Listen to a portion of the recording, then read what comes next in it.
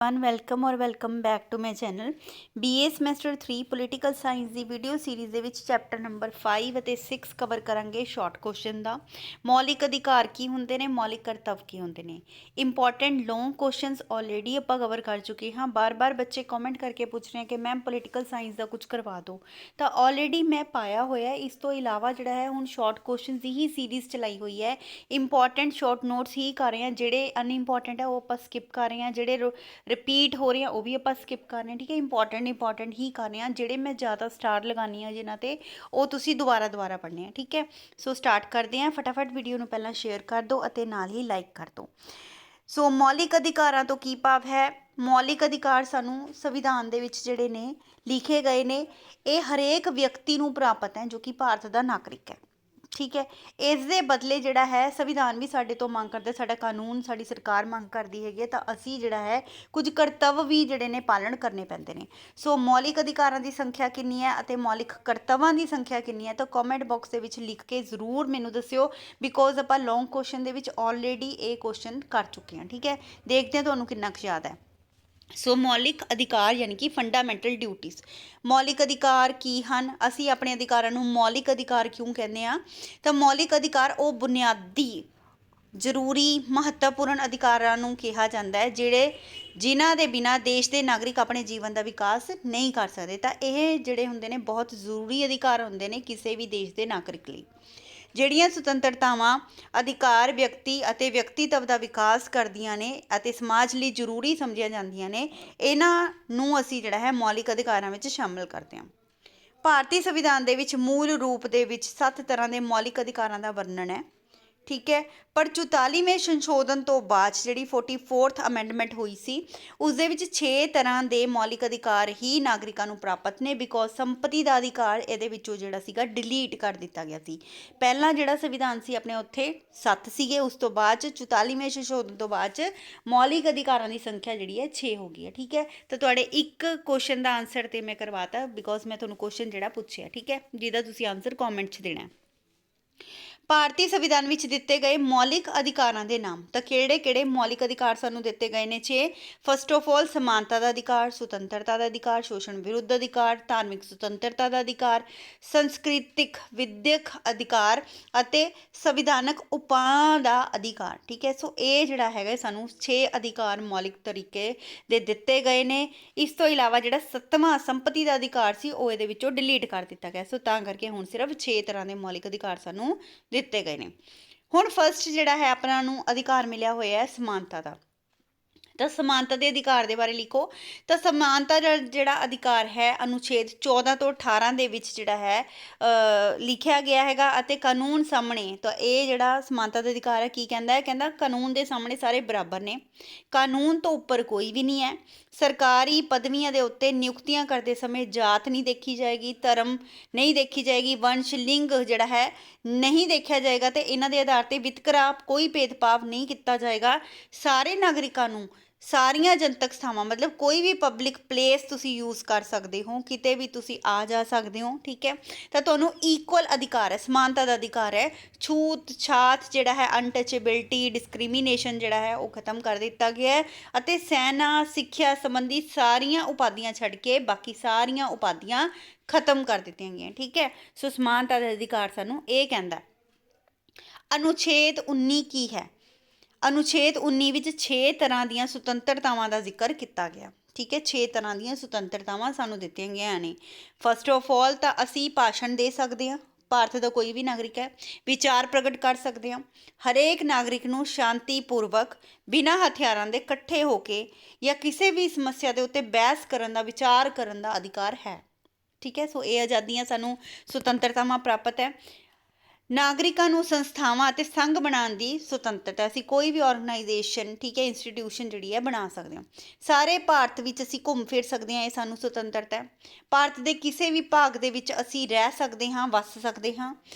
ਆਪਣੀ ਇੱਛਾ ਨਾਲ ਕੋਈ ਵੀ ਆਕੂਪੇਸ਼ਨ, ਧੰਦਾ ਜਿਹੜਾ ਹੈ, ਪੇਸ਼ਾ ਜਿਹੜਾ ਹੈ, ਵਪਾਰ ਜਿਹੜਾ ਹੈ ਅਸੀਂ ਚੁਣ ਸਕਦੇ ਹਾਂ, ਸਾਨੂੰ ਆਜ਼ਾਦੀ ਹੈ।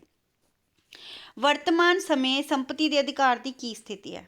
ਤਾਂ ਇਹ ਵਾਲਾ ਅਧਿਕਾਰ ਜਿਹੜਾ ਹੈ ਡਿਲੀਟ ਕਰ ਦਿੱਤਾ ਗਿਆ। ਠੀਕ ਹੈ, 44ਵੀਂ ਸੋਧ ਤੋਂ ਪਹਿਲਾਂ ਸੰਵਿਧਾਨ ਵਿੱਚ ਜਿਹੜੇ ਸੀਗੇ ਮੌਲਿਕ ਅਧਿਕਾਰ 7 ਦਿੱਤੇ ਗਏ ਸੀ, ਪਰ 44ਵੀਂ ਸੋਧ ਤੋਂ ਬਾਅਦ ਸੰਪਤੀ ਦਾ ਅਧਿਕਾਰ ਜਿਹੜਾ ਸੀ ਮੌਲਿਕ ਅਧਿਕਾਰਾਂ ਦੇ ਅਧਿਆਏ ਚੋਂ ਕੱਢ ਕੇ ਕਾਨੂੰਨੀ ਅਧਿਕਾਰ ਬਣਾ ਦਿੱਤਾ ਗਿਆ। ਠੀਕ ਹੈ, ਪਹਿਲਾਂ ਇਹ ਕੀ ਸੀਗਾ, ਮੌਲਿਕ ਅਧਿਕਾਰ ਸੀ ਸੰਪਤੀ ਦਾ ਅਧਿਕਾਰ, ਪਰ ਹੁਣ ਜਿਹੜਾ ਹੈ ਇੱਕ ਕਾਨੂੰਨੀ ਅਧਿਕਾਰ ਬਣਾ ਦਿੱਤਾ ਗਿਆ।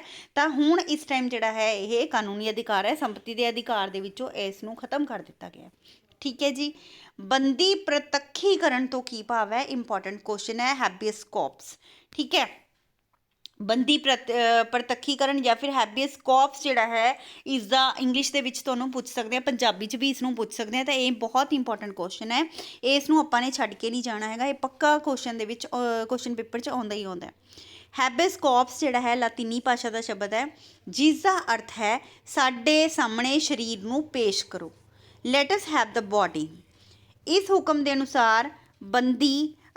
ਦੇ ਅਨੁਸਾਰ ਅਦਾਲਤ ਕਿਸੇ ਵੀ ਅਧਿਕਾਰੀ ਨੂੰ ਜਿਸਨੇ ਕਿਸੇ ਵਿਅਕਤੀ ਨੂੰ ਗੈਰ ਕਾਨੂੰਨੀ ਢੰਗ ਨਾਲ ਬੰਦੀ ਬਣਾ ਕੇ ਰੱਖਿਆ ਹੋਵੇ ਆਗਿਆ ਦੇ ਸਕਦਾ ਹੈ ਕਿ ਬੰਦੀ ਨੂੰ ਨੇੜੇ ਦੀ ਅਦਾਲਤ ਵਿੱਚ ਪੇਸ਼ ਕੀਤਾ ਜਾਵੇ ਅਤੇ ਉਸ ਦੀ ਗ੍ਰਿਫਤਾਰੀ ਦੇ ਕਾਨੂੰਨ ਦਾ ਉਚਿਤ ਅਨੁਚਿਤ ਫੈਸਲਾ ਕੀਤਾ ਜਾ ਸਕੇ। ਠੀਕ ਹੈ, ਤਾਂ ਕੀ ਹੈ ਇਹਦੇ ਵਿੱਚ ਕਿ ਅਦਾਲਤ ਕਿਸੇ ਵੀ ਅਧਿਕਾਰੀ ਨੂੰ, ਠੀਕ ਹੈ, ਜਿਸਨੇ ਕਿਸੇ ਵਿਅਕਤੀ ਨੂੰ ਗੈਰ ਕਾਨੂੰਨੀ ਢੰਗ ਦੇ ਨਾਲ ਬੰਦੀ ਬਣਾ ਕੇ ਰੱਖਿਆ, ਫੋਰ ਐਗਜ਼ਾਮਪਲ ਪੁਲਿਸ ਦੇ ਕੋਈ ਮਹਿਕਮੇ ਦੇ ਅੰਦਰ ਕਿਸੇ ਵੀ ਅਧਿਕਾਰੀ ਨੇ ਕਿਸੇ ਵਿਅਕਤੀ ਨੂੰ ਗੈਰ ਕਾਨੂੰਨੀ ਢੰਗ ਨਾਲ ਬੰਦੀ ਬਣਾ ਕੇ ਰੱਖਿਆ, ਤਾਂ ਜਿਹੜਾ ਅਦਾਲਤ ਹੈਗੀ ਹੈ ਉਸ ਨੂੰ ਹੁਕਮ ਦੇ ਸਕਦੀ ਹੈ ਕਿ ਉਸ ਨੂੰ ਨੇੜੇ ਦੀ ਅਦਾਲਤ ਦੇ ਵਿੱਚ ਜਿਹੜਾ ਹੈਗਾ ਪੇਸ਼ ਕੀਤਾ ਜਾਵੇ। ਤਾਂ ਅਕਸ਼ੇ ਕੁਮਾਰ ਦੀ ਪਿਕਚਰ ਤੁਸੀਂ ਦੇਖੀ ਹੋਣੀ, ਇੱਕ ਆਈ ਸੀ ਜਿਹਦੇ ਵਿੱਚ ਉਸਨੇ ਇੱਕ ਕੈਦੀ ਨੂੰ ਜਿਹੜਾ ਸੀਗਾ ਕੈਦ ਕੀਤਾ ਹੋਇਆ ਸੀਗਾ। ਠੀਕ ਹੈ, ਤਾਂ ਉਸ ਦੀ ਗ੍ਰਿਫਤਾਰੀ ਦਾ ਕਾਨੂੰਨ ਦਾ ਉਚਿਤ ਜਾਂ ਅਨੁਚਿਤ ਫੈਸਲਾ ਕੀਤਾ ਜਾ ਸਕੇ। ਅਨਿਯਮਿਤ ਗ੍ਰਿਫਤਾਰੀ ਦੀ ਸਥਿਤੀ ਵਿੱਚ ਅਦਾਲਤ ਉਸ ਨੂੰ ਸੁਤੰਤਰ ਕਰਨ ਦਾ ਵੀ ਹੁਕਮ ਦੇ ਸਕਦੀ ਹੈ। ਠੀਕ ਹੈ, ਸੋ ਸੰਵਿਧਾਨਕ ਉਪਚਾਰਾਂ ਦੇ ਅਧਿਕਾਰ ਦੇ ਉੱਤੇ ਚਰਚਾ ਕਰੋ। ਸੋ ਇਹ ਵੀ ਅਧਿਕਾਰ ਹੈਗਾ ਨਾ ਸੰਵਿਧਾਨਕ ਉਪਚਾਰਾਂ ਦਾ, ਸੰਵਿਧਾਨਕ ਉਪਾਅ ਦਾ ਆਪਾਂ ਨੂੰ ਮਿਲਿਆ ਹੋਇਆ ਮੌਲਿਕ ਅਧਿਕਾਰ। ਤਾਂ ਇਸ ਦੇ ਵਿੱਚ ਕੀ ਹੈ ਕਿ ਸੰਵਿਧਾਨਕ ਉਪਚਾਰਾਂ ਦਾ ਅਧਿਕਾਰ ਜਿਹੜਾ ਹੈ ਨਾਗਰਿਕਾਂ ਦੇ ਮੌਲਿਕ ਅਧਿਕਾਰਾਂ ਦੀ ਰੱਖਿਆ ਦਾ ਅਧਿਕਾਰ ਹੈ। ਅਨੁਛੇਦ 32 ਦੇ ਅਨੁਸਾਰ ਹਰੇਕ ਨਾਗਰਿਕ ਆਪਣੇ ਮੌਲਿਕ ਅਧਿਕਾਰਾਂ ਦੀ ਪ੍ਰਾਪਤੀ ਲਈ ਰੱਖਿਆ ਲਈ ਉੱਚ ਅਦਾਲਤ, ਸਰਵਉੱਚ ਅਦਾਲਤ, ਠੀਕ ਹੈ, ਜਾਂ ਤਾਂ ਹਾਈ ਕੋਰਟ ਜਾਂ ਸੁਪਰੀਮ ਕੋਰਟ ਵਿੱਚ ਜਾ ਸਕਦਾ ਹੈ ਕਿ ਮੇਰੇ ਜਿਹੜੇ ਨੇ ਮੌਲਿਕ ਅਧਿਕਾਰ ਪ੍ਰਾਪਤ ਨਹੀਂ ਹੋ ਰਹੇ ਮੈਨੂੰ। ਠੀਕ ਹੈ, ਅਗਰ ਕੋਈ ਵੀ ਤੁਹਾਨੂੰ ਮੌਲਿਕ ਅਧਿਕਾਰ ਦੀ ਪ੍ਰਾਪਤੀ ਨਹੀਂ ਹੋ ਰਹੀ ਤਾਂ ਤੁਸੀਂ ਹਾਈ ਕੋਰਟ ਜਾਂ ਸੁਪਰੀਮ ਕੋਰਟ 'ਚ ਜਾ ਸਕਦੇ ਹੋ। ਜੇਕਰ ਸਰਕਾਰ ਸਾਡੇ ਕਿਸੇ ਮੌਲਿਕ ਅਧਿਕਾਰ ਨੂੰ ਲਾਗੂ ਨਾ ਕਰੇ, ਇਸ ਦੇ ਵਿਰੁੱਧ ਕੋਈ ਕੰਮ ਕਰੇ, ਤਾਂ ਉਸ ਦੇ ਵਿਰੁੱਧ ਅਸੀਂ ਅਦਾਲਤ ਦੇ ਵਿੱਚ ਪ੍ਰਾਰਥਨਾ ਪੱਤਰ ਐਪਲੀਕੇਸ਼ਨ ਵੀ ਦੇ ਸਕਦੇ ਹਾਂ। ਅਦਾਲਤ ਰਾਹੀਂ ਉਸ ਅਧਿਕਾਰ ਨੂੰ ਲਾਗੂ ਕਰਾਇਆ ਜਾ ਸਕਦਾ ਹੈ, ਉਸ ਕਾਨੂੰਨ ਨੂੰ ਵੀ ਰੱਦ ਕਰਵਾਇਆ ਜਾ ਸਕਦਾ ਹੈ ਜੋ ਸਾਡੇ ਅਗੇਂਸਟ, ਮੌਲਿਕ ਅਧਿਕਾਰਾਂ ਦੇ ਅਗੇਂਸਟ ਬਣੇ ਆ। ਉੱਚ ਅਦਾਲਤਾਂ ਅਤੇ ਸਰਵਉੱਚ ਅਦਾਲਤ ਨੂੰ ਇਸ ਸੰਬੰਧੀ ਰਿਟ ਜਾਰੀ ਕਰਨ ਦਾ ਅਧਿਕਾਰ ਹੈ। ਠੀਕ ਹੈ, ਸੋ ਉੱਚ ਅਦਾਲਤਾਂ, ਸਰਵਉੱਚ ਅਦਾਲਤ ਨੂੰ ਇਸ ਸੰਬੰਧ ਦੇ ਵਿੱਚ ਰਿਟ ਜਾਰੀ ਕਰਨ ਦਾ ਵੀ ਅਧਿਕਾਰ ਹੈਗਾ। ਆਰਟੀਕਲ ਜਿਹੜਾ ਹੈ 21A ਕੀ ਹੈ, ਜਾਂ ਫਿਰ ਮੁਫਤ ਅਤੇ ਲਾਜ਼ਮੀ ਸਿੱਖਿਆ ਦੇ ਅਧਿਕਾਰ ਦੀ ਚਰਚਾ ਕਰੋ। ਸੋ ਇਹ ਵੀ ਸਾਡਾ ਫੰਡਾਮੈਂਟਲ ਰਾਈਟ ਹੈ। ਦਸੰਬਰ 2002 ਦੇ ਵਿੱਚ 86ਵੀਂ ਸੰਵਿਧਾਨਕ ਸੋਧ ਹੋਈ ਸੀ।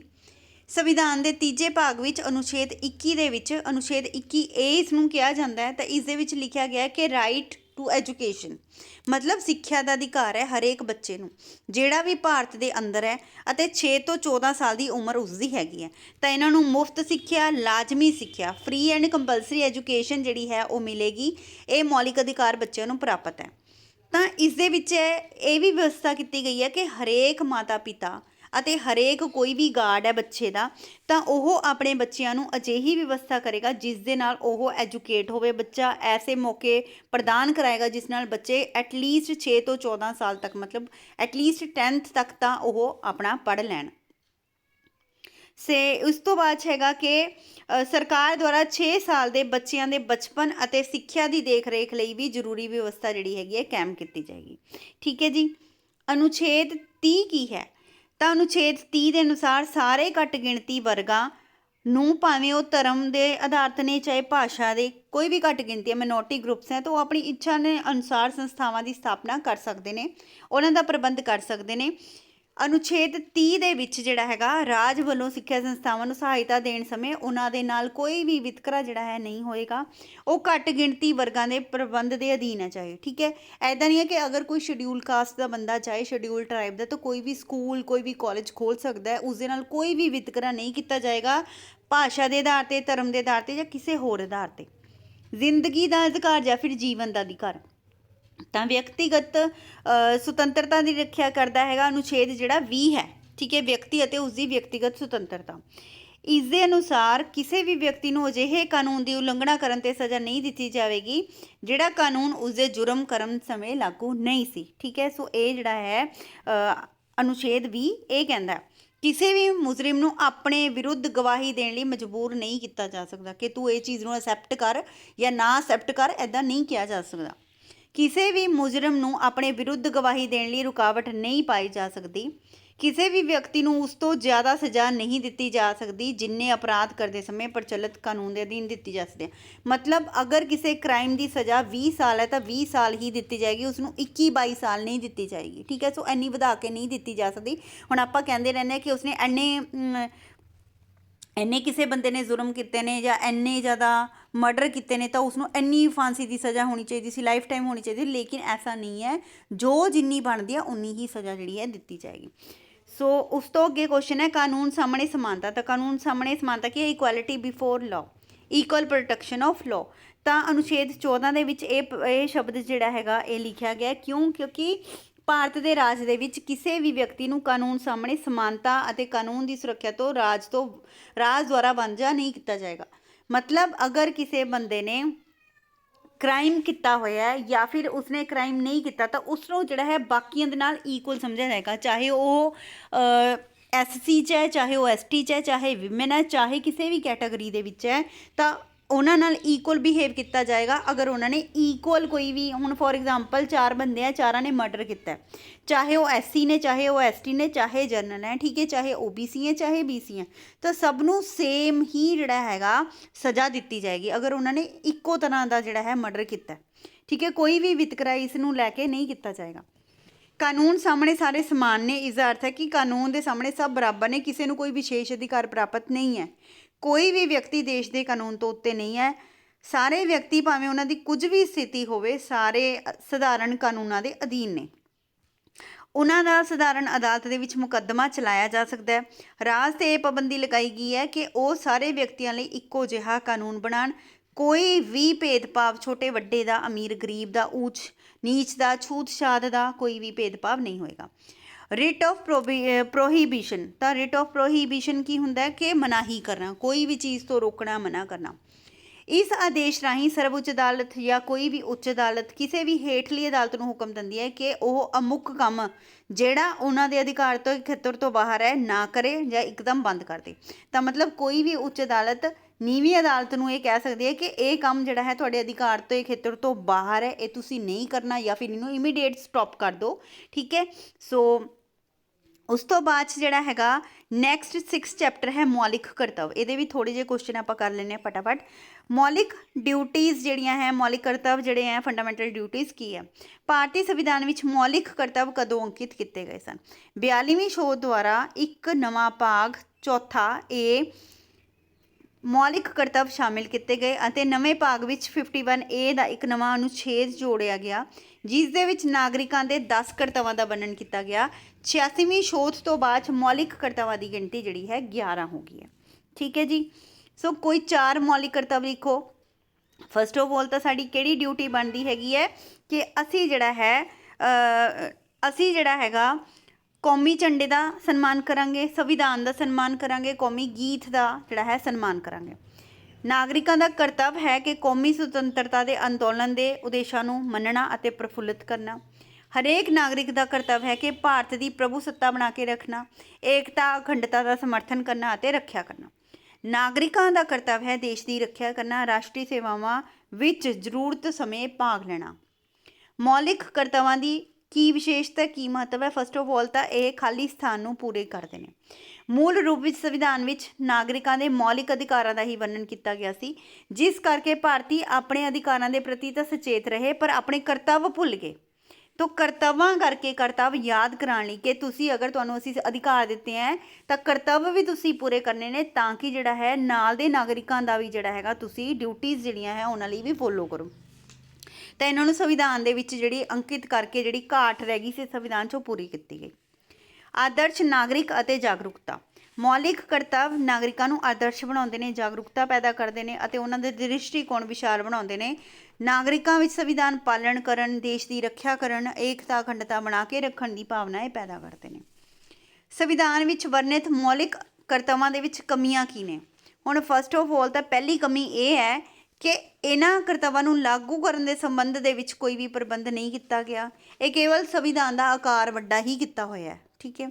ਦੂਜੀ ਹੈ ਕਿ ਕੁਝ ਮਹੱਤਵਪੂਰਨ ਕਰਤੱਵ ਜਿਵੇਂ ਕਿ ਲਾਜ਼ਮੀ ਮਤਦਾਨ ਵੀ, ਕੰਪਲਸਰੀ ਵੋਟ ਦੇਣੀ ਹੀ ਦੇਣੀ ਹੈ, ਇਮਾਨਦਾਰੀ ਦੀ ਪਾਲਣਾ ਕਰਨੀ ਹੈ ਜਾਂ ਅਨੁਸ਼ਾਸਨ ਦੀ ਪਾਲਣਾ ਕਰਨੀ ਹੈ, ਅਧਿਕਾਰਾਂ ਦਾ ਮਾਣ, ਇਹ ਸਾਰੇ ਜਿਹੜੇ ਕਰਤੱਵ ਨੇ ਇਹ ਤੇ ਸ਼ਾਮਿਲ ਹੀ ਨਹੀਂ ਕੀਤੇ ਗਏ।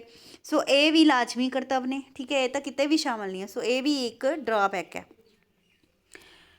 ਮੌਲਿਕ ਕਰਤੱਵਾਂ ਦਾ ਵਰਣਨ ਮੌਲਿਕ ਅਧਿਕਾਰ ਤੋਂ ਵੱਖ ਕੀਤਾ ਗਿਆ ਹੈ, ਜਦਕਿ ਇਹ ਦੋਵੇਂ ਨਾਲ ਨਾਲ ਚੱਲਦੇ ਆ, ਅਧਿਕਾਰ ਅਤੇ ਕਰਤੱਵ। ਠੀਕ ਹੈ। ਮੌਲਿਕ ਕਰਤੱਵ ਆਦਰਸ਼ਵਾਦੀ ਨੇ ਜਿਨ੍ਹਾਂ ਦੇ ਉੱਤੇ ਚੱਲਣਾ ਸੌਖਾ ਨਹੀਂ ਹੈ। ਯੂਨੀਵਰਸਲ ਸਿਵਲ ਕੋਡ ਕੀ ਹੈ? ਸਰਵਭੌਮਿਕ ਸਿਵਲ ਕੋਡ। ਇਸ ਦਾ ਮਤਲਬ ਹੈ ਕਿ ਸਮਾਨ ਨਾਗਰਿਕ ਸੰਹਿਤਾ, ਭਾਰਤ ਵਿੱਚ ਰਹਿਣ ਵਾਲੇ ਹਰੇਕ ਨਾਗਰਿਕ ਦਾ ਇੱਕ ਸਮਾਨ ਕਾਨੂੰਨ ਹੋਣਾ। ਠੀਕ ਹੈ। ਹਰੇਕ ਨਾਗਰਿਕ ਲਈ ਇੱਕ ਸਮਾਨ ਕਾਨੂੰਨ ਹੋਣਾ, ਭਾਵੇਂ ਉਹ ਕਿਸੇ ਵੀ ਜਾਤ, ਰੰਗ, ਧਰਮ, ਨਸਲ ਦਾ ਹੋਵੇ। ਤਾਂ ਯੂਨੀਵਰਸਲ ਸਿਵਲ ਕੋਡ ਦਾ ਮਤਲਬ ਹੈ ਅਗਰ ਕੋਈ ਵੀ ਕਾਨੂੰਨ ਦੇ ਵਿੱਚ ਕੋਈ ਐਵੇਂ ਦੀ ਚੀਜ਼ ਕਰਦਾ ਬੰਦਾ, ਤਾਂ ਅਗਰ ਉਹ ਕੋਈ ਕ੍ਰਾਈਮ ਕਰਦਾ ਤਾਂ ਉਸ ਦੇ ਨਾਲ ਬਿਲਕੁਲ ਸੇਮ ਬਿਹੇਵ ਹੀ ਕੀਤਾ ਜਾਏਗਾ ਜੋ ਹੋਰਾਂ ਨਾਗਰਿਕਾਂ ਨਾਲ ਕੀਤਾ ਜਾਂਦਾ, ਚਾਹੇ ਉਹ ਕਿਸੇ ਵੀ ਪਦਵੀ ਦੇ ਉੱਤੇ ਵਿਰਾਜਮਾਨ ਹੈ। ਠੀਕ ਹੈ। ਸੋ ਯੂਨੀਵਰਸਲ ਸਿਵਲ ਕੋਡ ਇਸ ਨੂੰ ਕਹਿੰਦੇ ਆ। ਸੋ ਸੈਕਸ਼ਨ ਬੀ ਜਿਹੜਾ ਹੈ ਆਪਾਂ ਨੈਕਸਟ ਵੀਡੀਓ ਦੇ ਵਿੱਚ ਕਵਰ ਕਰਾਂਗੇ। ਠੀਕ ਹੈ। Thank you so much. ਫਟਾਫਟ ਵੀਡੀਓ ਨੂੰ ਸ਼ੇਅਰ ਕਰੋ। ਮਿਲਦੇ ਹਾਂ ਜਲਦੀ ਹੀ ਨਵੇਂ ਵੀਡੀਓ ਦੇ ਨਾਲ।